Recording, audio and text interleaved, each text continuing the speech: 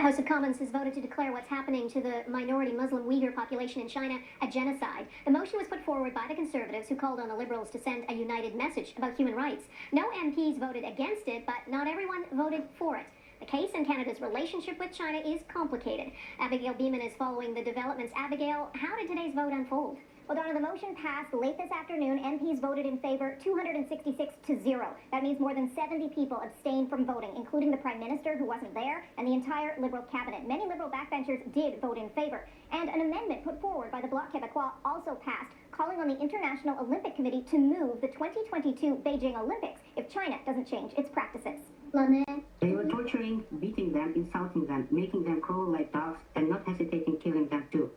Speaking through an interpreter, Kalbiner Tursun says she is a concentration camp witness. A lucky one who got out, she says, with relatives still in Uyghur detention camps in China. In 2019, as any other Uyghur women, I was forcibly sterilized.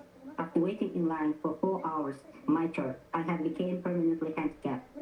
I would not forget this painful experience forever. Several hundred Uyghur women became sterile at the same time with me. As I speak right now, I am feeling the post-surgical pain in my body. We can no longer ignore this.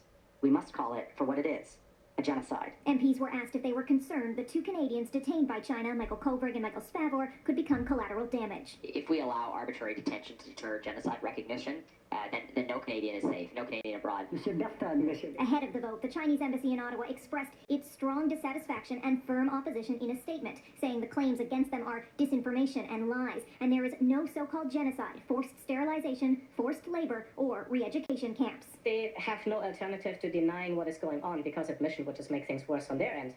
However, unfortunately, we have a lot of evidence, mounting witness evidence, camp survivors and others. The timing of this vote is significant. It comes on the eve of the first bilateral meeting between Prime Minister Justin Trudeau and U.S. President Joe Biden. Trudeau and Biden will meet virtually Tuesday afternoon. Members of their cabinet will too. A Canadian government source tells Global News the cases of Kovrig and Spavor, as well as Meng Wanzhou, are expected to come up, but as part of a broader conversation around China and human rights. Donna? Important conversation. Abigail Beeman in Ottawa, thanks.